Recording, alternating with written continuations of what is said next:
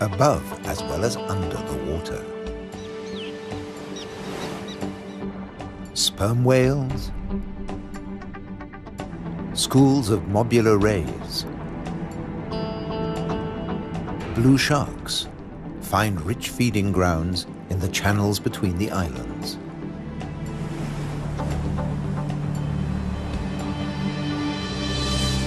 Nutrient-rich reefs draw in life. Blue whales seek out tons of krill in ocean depths. Here, around the Azores, Europe's wild islands.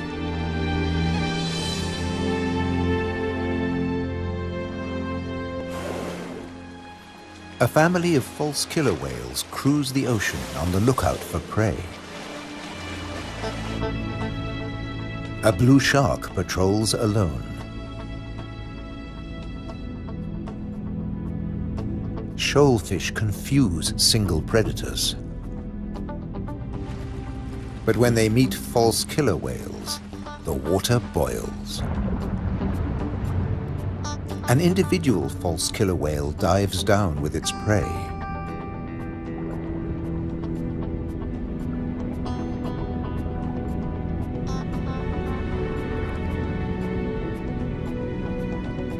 A blue shark comes late to the feast, drawn by scent molecules. But this morsel presents a problem.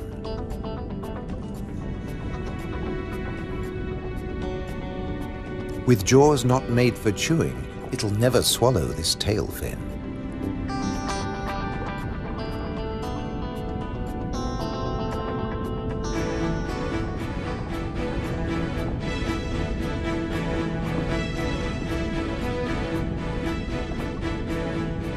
Most fish force water through their gills to breathe. This shark can't, so it has to keep moving.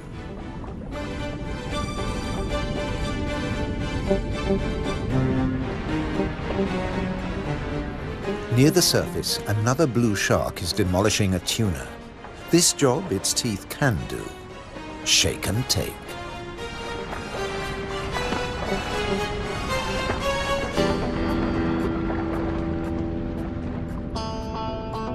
Fragments streaming from its gills float to the surface. A little extra for the seabirds.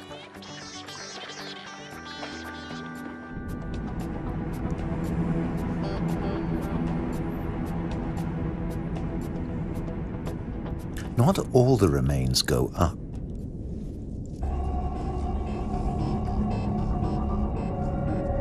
Spread by the current, the scent draws a moray eel from its cave.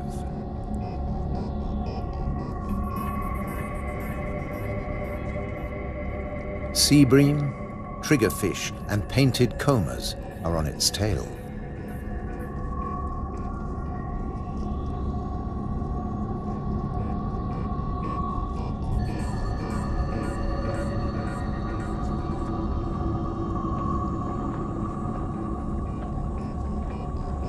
The ocean around the Azores is not short of flesh.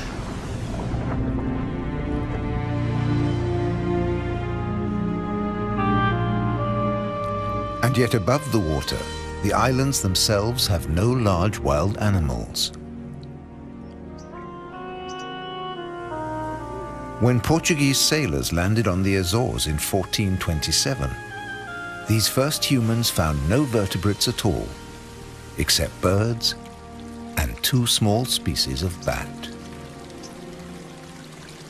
The birds evolved over time.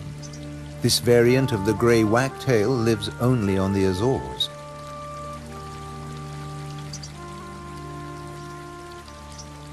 With head feathers a different color from its European relatives. Whole islands have changed too. Santa Maria must have been much warmer once.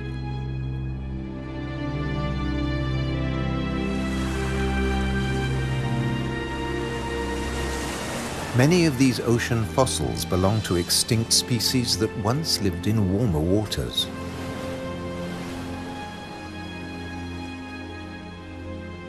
The water temperature may have fallen, but not the diversity of species.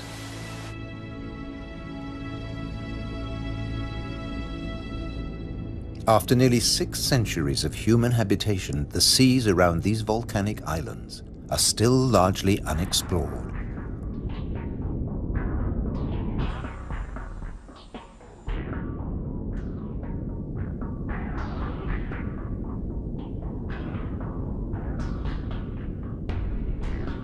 This is the world of the anglerfish.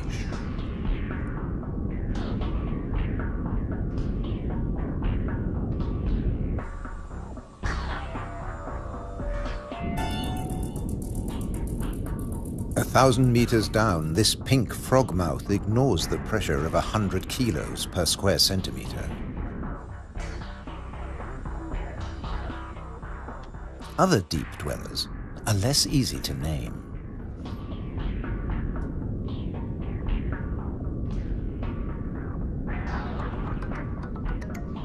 In the darkness, it's easy to underestimate your prey. It has to fit into your stomach.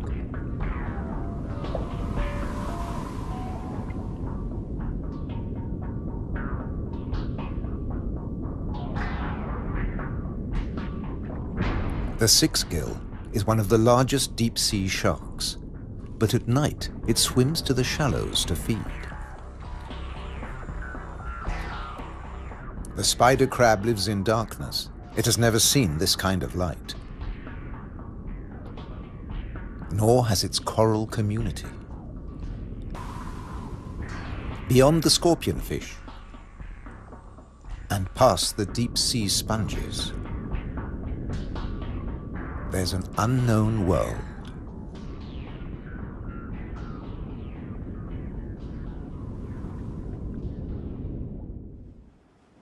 Imagine the Atlantic between Europe and America 8 million years ago. Pressure along the mid-Atlantic ridge forces the continental plates apart. Volcanoes pierce the surface on both the Eurasian and the American side. The Azores.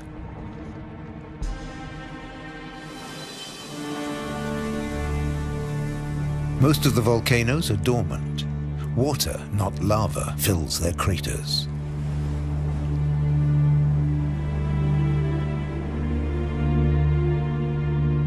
Sometimes only crater edges rear from the sea, worn down by the elements. Spawned by the sea, thereto they will return.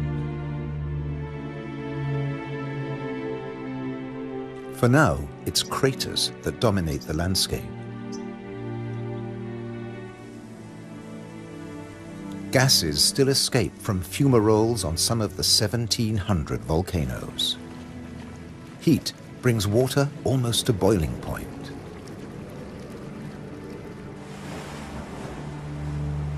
A massive eruption hit Fayal Island 60 years ago.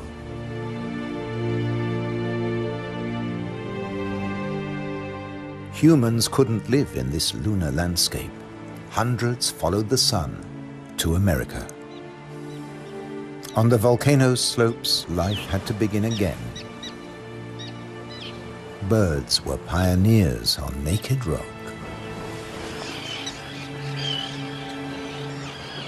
Wind and birds still bring seeds from over the sea. Some come floating in.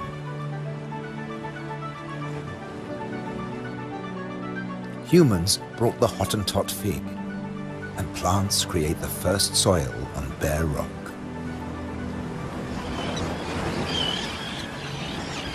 An active volcano will destroy life. Dormant or extinct, it can create it, above and below the water. The underwater cliffs of Formigas are the summit of a volcano. Overall, the waters of Europe's wild islands are home to more than 1,500 species. This is the spiny starfish.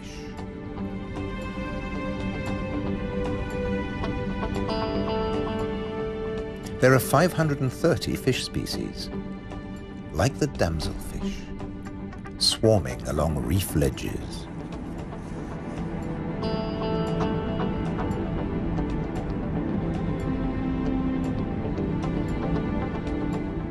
The grouper is a formidable loner. Its giant maws scare off intruders.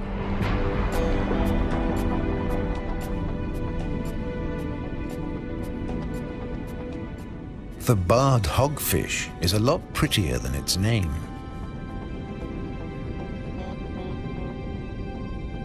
It's a protogynous hermaphrodite like its cousin, the grouper. It starts off female until it reaches a certain length.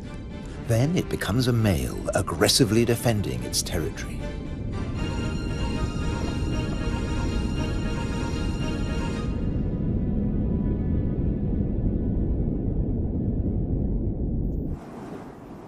The archipelago's weather changes too, up to 4 seasons in a single day.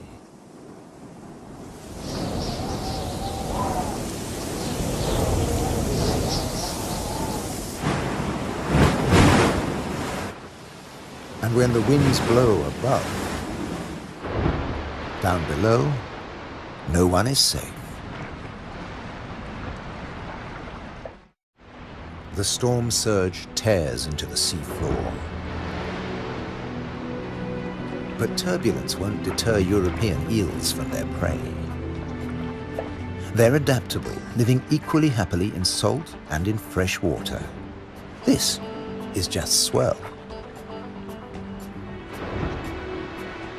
Heavy surf stirs up food. For some, that means come out and eat. For others, take cover. The powerful grouper hides in his rock grotto.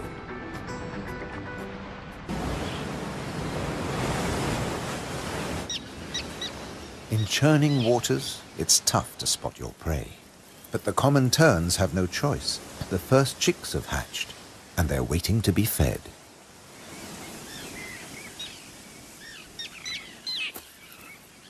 Elsewhere, adults are still brooding. The nest, a few pieces of dried grass, hardly visible. The parents sit in turn for 3 weeks. Their beak, both dagger and tweezers, is perfect for catching small fish.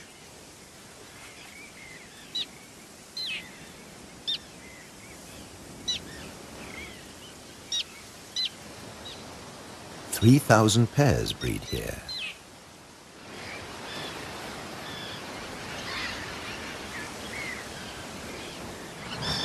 Typically, each couple lays 3 eggs.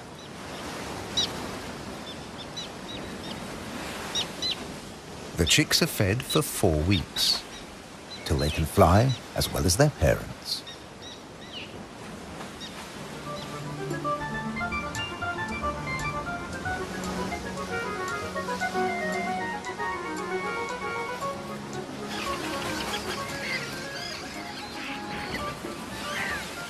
Then they're ready for takeoff on the long journey to South Africa.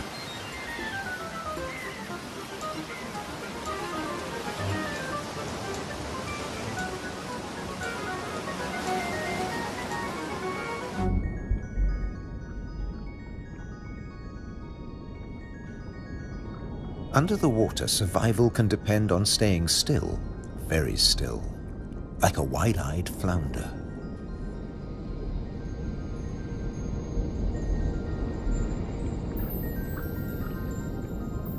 With his general-purpose military markings, the Guinean pufferfish doesn't mind being seen. The Atlantic lizardfish doesn't bother with disguises at all. It simply shimmies into the sand.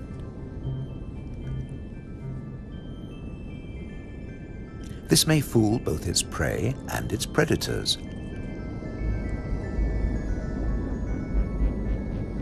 But it won't fool the pufferfish patrol.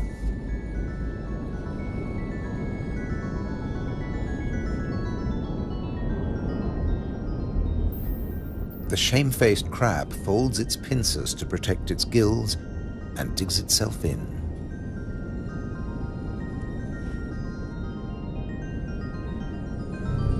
Leaving no opening for the plump flatfish.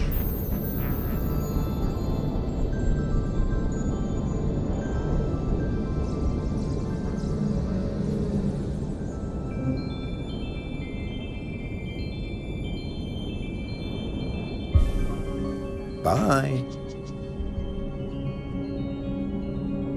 A starfish flees at top speed from a marauding snail.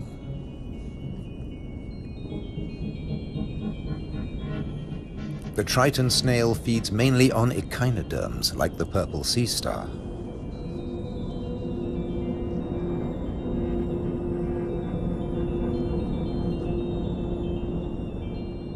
It's no big deal for an octopus. No pickings for it here.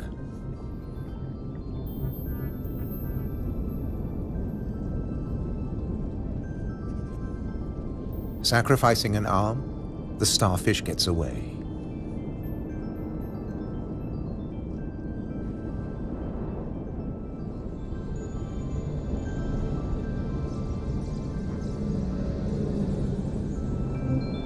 It's escaped with its life, and the limb will grow again.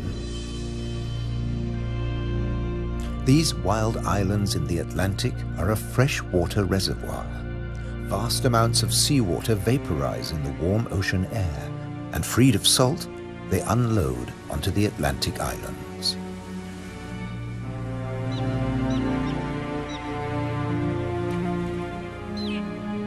The common tern flies between two worlds, fishing in the sea and in the lakes.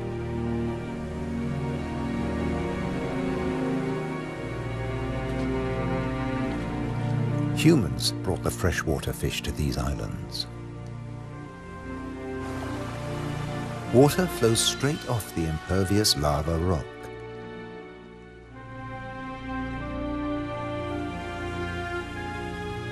But peat moss sucks up huge quantities of water like a sponge,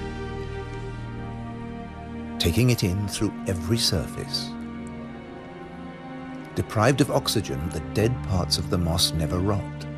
The extremities keep on growing, and the moss colonizes more and more of the bare rock.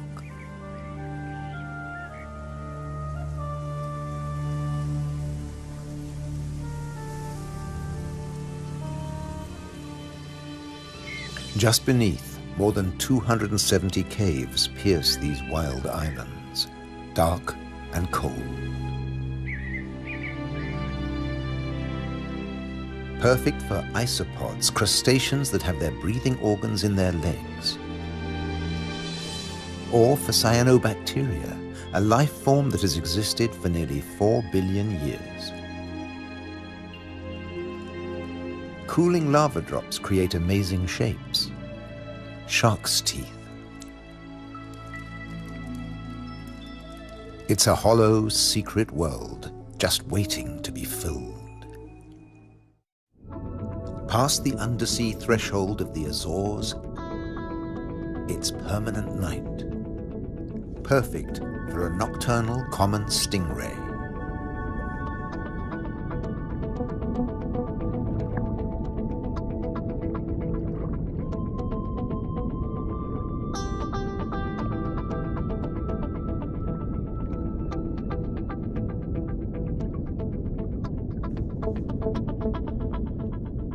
It's not alone here.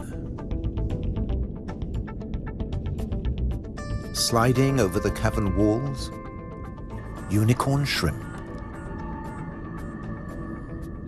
In the camera light, comas and scorpionfish snatch at their prey.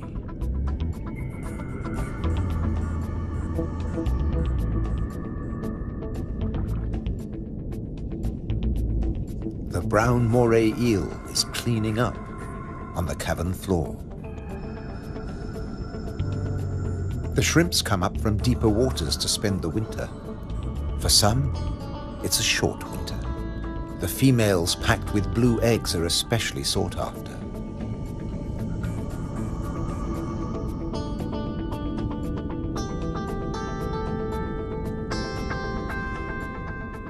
The shrimps also live off crustaceans, their own species. What's left of the moray eel's dinner?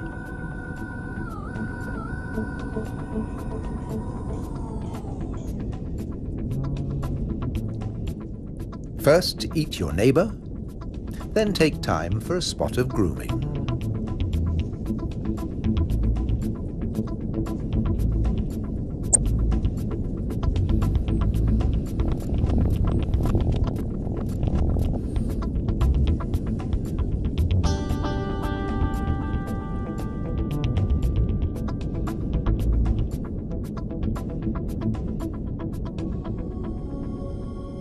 Nearby, on the rocks, an octopus with a human face reaches out.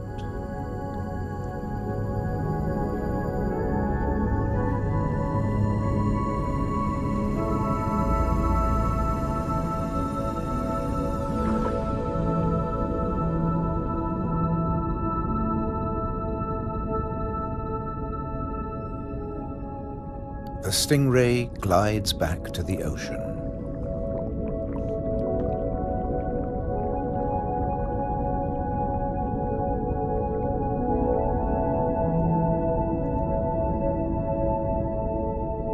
Passing the hundreds of bristleworms growing in front of the cavern.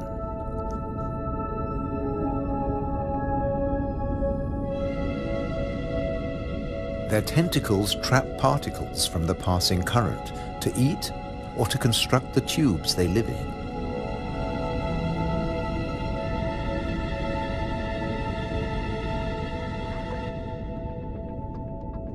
Deeper down is a mysterious place, a rare sight in the Azores, a garden of soft corals. They don't make chalk exoskeletons like their tropical cousins.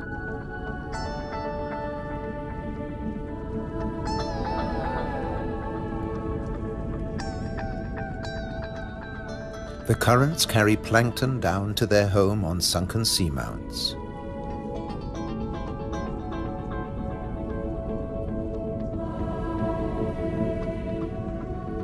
The venomous buried anemone is active only at night. During the day, it contracts. Once, scientists couldn't agree whether corals were plants or animals, so they called them anthozoa, flower animals.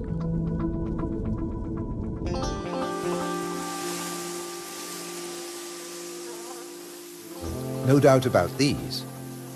All the flowers on Europe's wild islands arrived from somewhere else. Hydrangeas came from Asia. Natural boundaries between fields. They're a symbol of the Azores.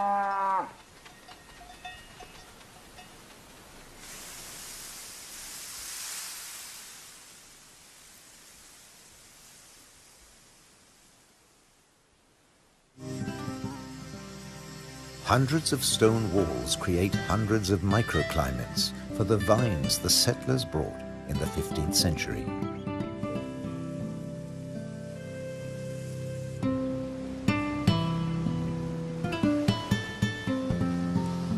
"400 years later, the vineyards were abandoned as islanders left for America.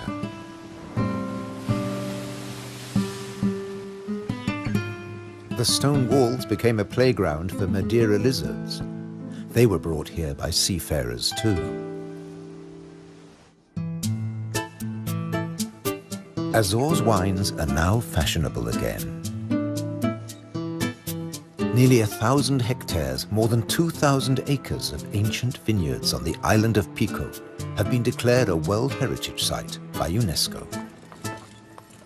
The ruts of ox carts, once the island's only transport. They dragged firewood and building materials for houses and stone walls. And they carried the new wines down to the coast to ship to Europe, but at a cost. Beneath these waters is the strangest, most dangerous place on the Azores. They call it the Anchor Graveyard. Scores of great iron anchors lying on the seabed. When an Atlantic storm hit, the only way to save your ship from the rocks was to cut the anchor rope fast and dash for the open sea. The iron left behind has become a rusting reef for a multitude of creatures. These anchors are coated by algae and tube worms.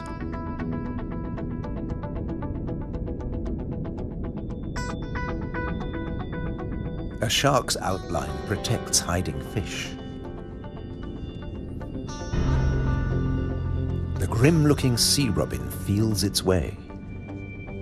The 3 front spines of its pectoral fins have their own receptor cells for finding food.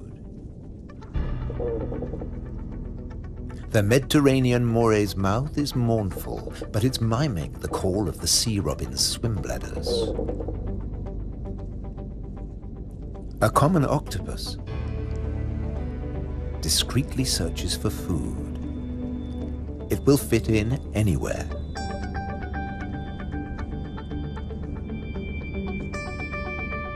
While bearded fireworms clear up the corpses in the anchor graveyard.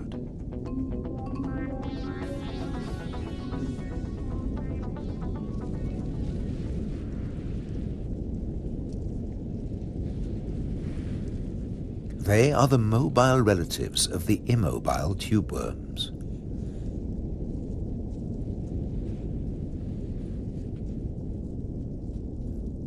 The octopus has found another spot to test its camouflage skills.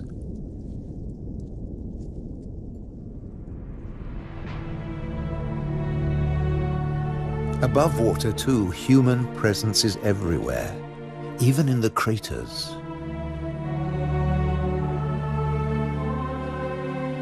Any straight line means a wall. One that protects the grazing horses and cattle.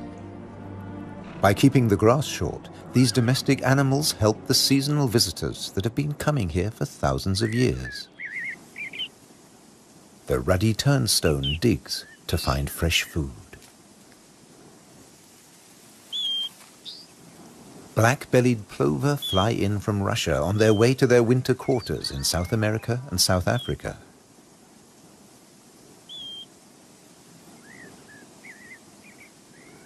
The ruddy turnstone drops in from the Arctic. The northern wheatear arrived from Canada via Greenland. The American pipit drifted in from North America. The blackbird?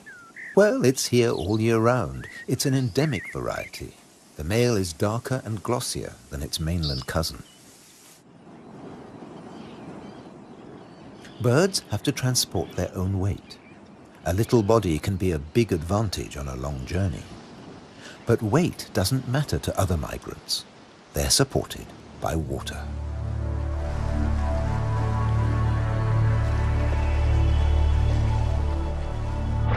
Humpback whales migrate between the Arctic and the tropics. They make a hunchback when they dive, hence the name.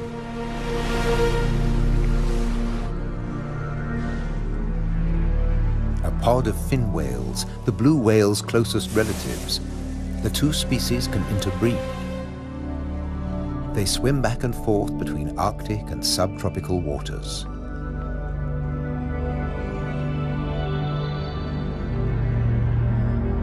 Fin whales and blue whales have their blowhole in the center of their skulls. Sperm whales have theirs on the left.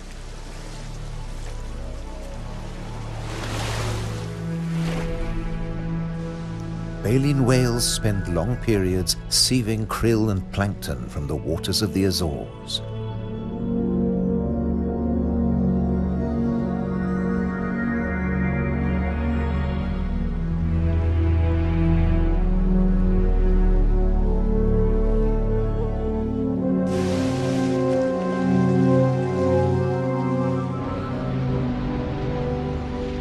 They leave their excreta behind them. It feeds vegetable phytoplankton. Animal plankton eat the phytoplankton, and at the other end of the food chain are fish and the whales themselves. But a great deal of whale food comes from deeper down.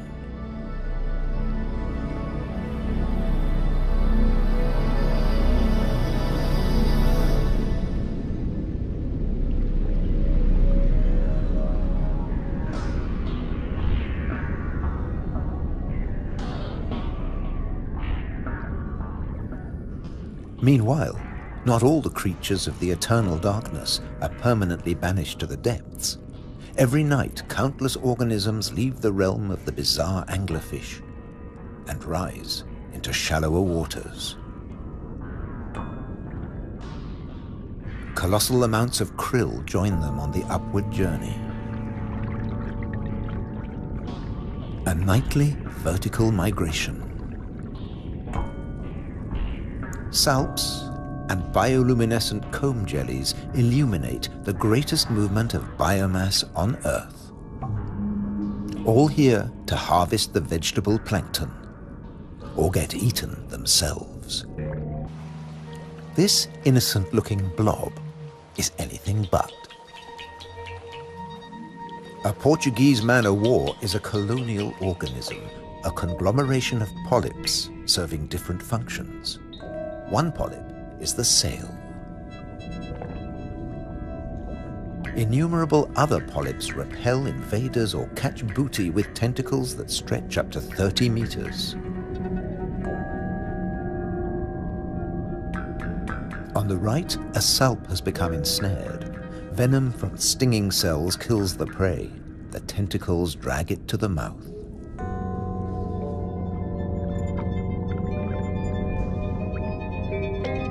Salps are tunicates or sea squirts, more closely related to us than to jellyfish. Delicate bands of muscle rhythmically contract, pumping water through the salp's body, filtering its food.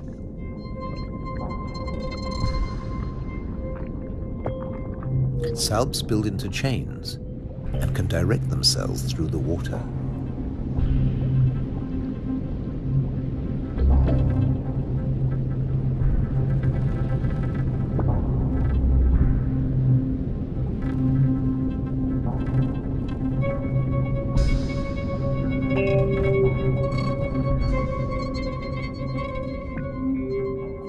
A chain can be up to a meter or longer.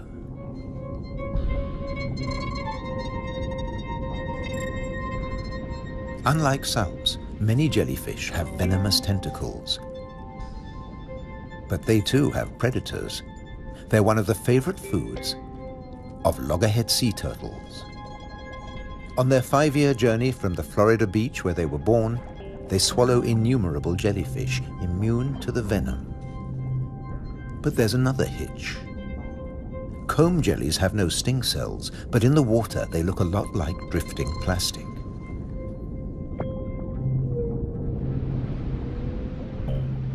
And that's the problem. The turtles try to eat plastic, and it kills them.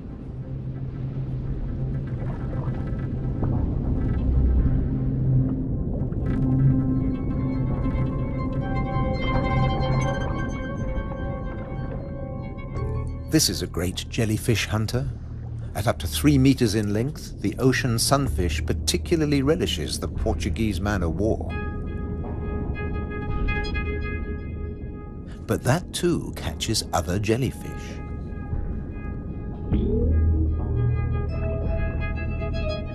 The sunfish can dive. This heaviest of all bony fish tears its prey apart in the depths.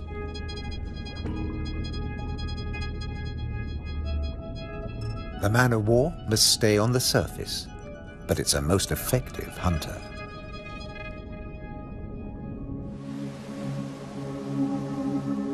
The Cory's shearwater also has a successful strategy, at least in its familiar world.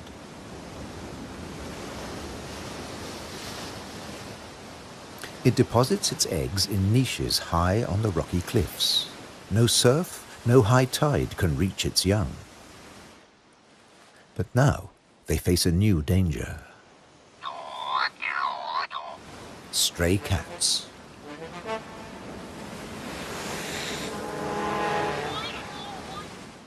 The female shearwater laid a single egg in May. Pity there's only one. Looks like a bad strategy now. They can't adapt to an unwanted gift brought by humans.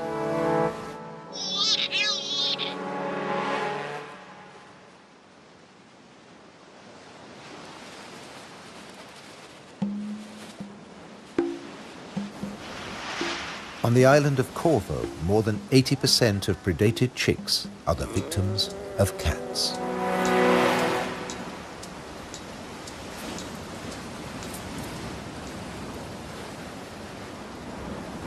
There's nothing the adult birds can do. They spend the whole day out over the sea.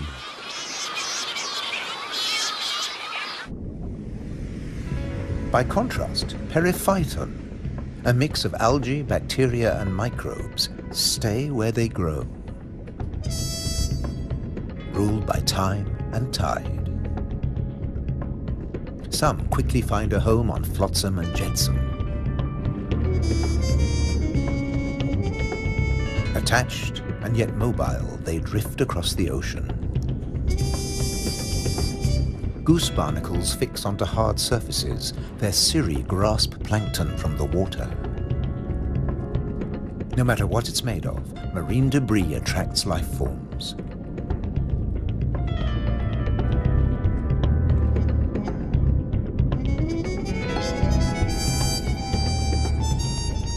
One of the ocean's fastest swimmers likes to stay close to flotsam, the mahi-mahi.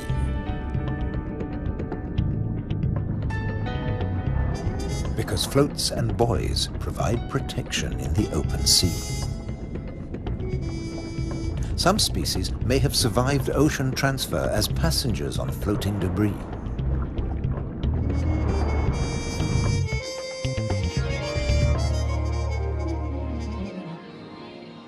When shearwater breed, dusk brings a deafening chorus. Parent birds calling to their young as they return from the sea.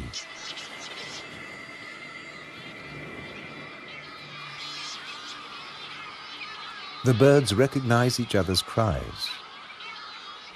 75% of all the world's shearwaters breed in gigantic colonies on the Azores.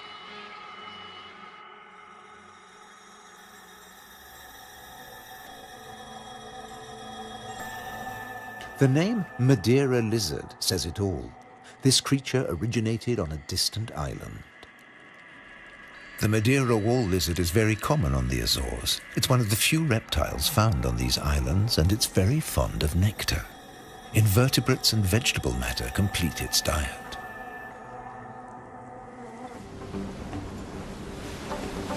Just across the bay is the domain of a giant. This is the whale shark. The world's biggest fish. That's what 12 meters of muscle and cartilage say about the whale shark. Like mobula rays, it's mainly a plankton eater, but also eats crustaceans and small fish.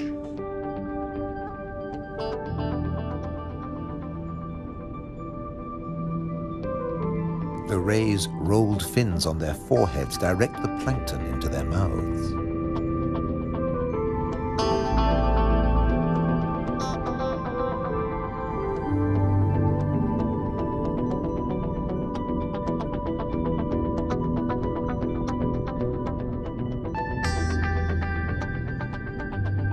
Mobula rays are part of the manta ray family. They cruise in small groups, shadowed by fish using them as cover and picking up their leftovers. Flying in slow motion, the rays dance through the ocean, round the volcanoes.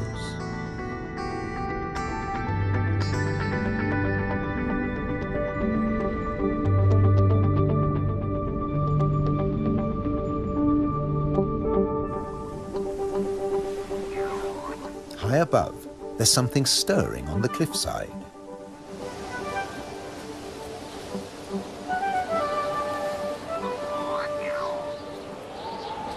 A Cory's shearwater leaves the nest niche for the first time. He doesn't know a thing about flying, but his parents have stopped feeding him. He has to learn to fly as fast as possible, or he'll never have a meal again.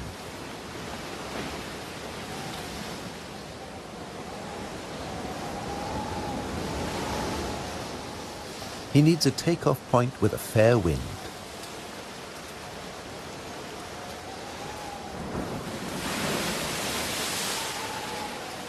Even on the rocks, he looks unsteady.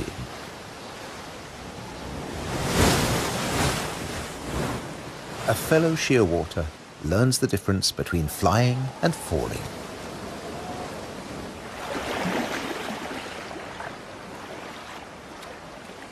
If you're already on the surface of the sea, there's nowhere further to fall. But getting aloft is even more difficult.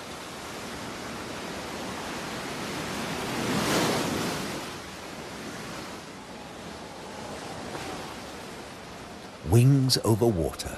That's the right idea.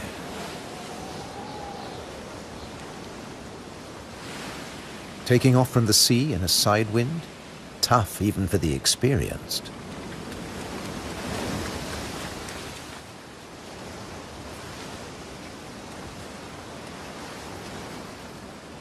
It's now or never. Pluck up your courage. Embrace the wind and off to South America.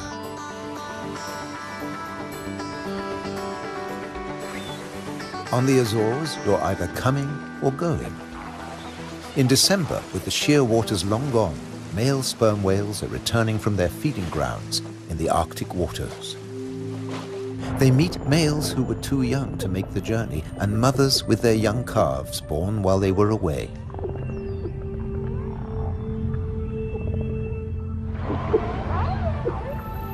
While the mother dives for food, her calf stays on the surface. It'll be 2 years before he dives with the group.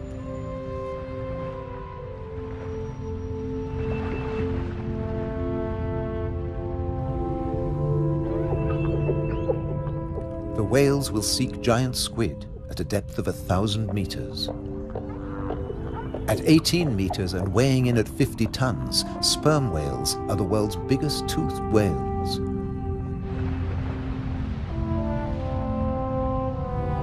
The calf will remain alone for up to an hour, defenseless against a possible attack by killer whales.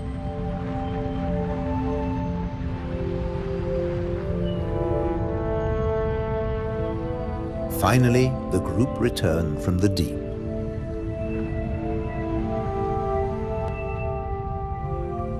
The calf is once more under the protection of its mother. She will feed it for 2 years. During this time, she won't fall pregnant. Now the whales can take their ease, preferably hanging vertically in the water.